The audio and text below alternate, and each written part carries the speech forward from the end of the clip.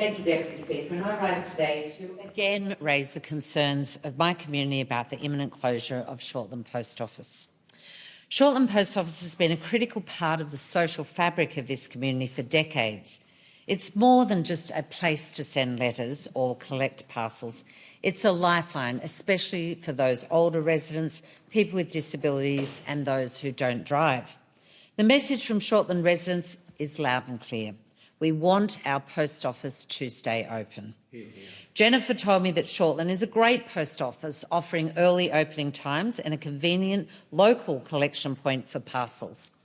Frances said, I have limited capacity to access postal services, so the impending closure of Shortland Post Office has significant impact on me.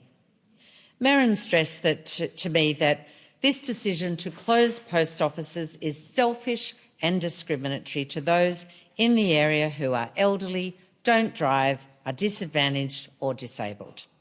They provide vital services to people such as banking, and not everyone has access to technologies.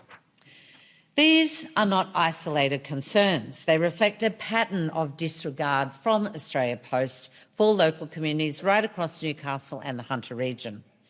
We've seen the same story play out in Elmore Vale, in Lambton and Glendale, where local branches have already been shut down. Each time, Australia Post assures residents that nearby outlets will be available and will be able to cope, but the reality is very, very different.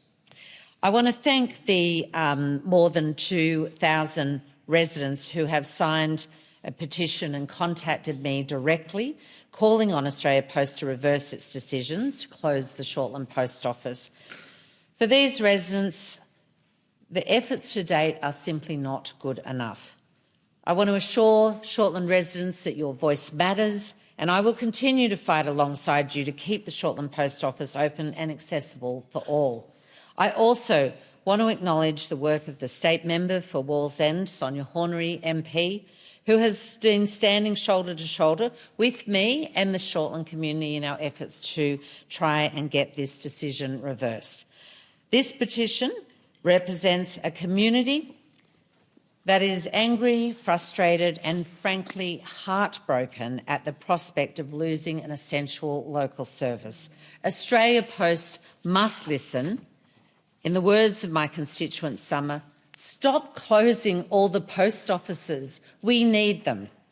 I seek leave to table this community petition.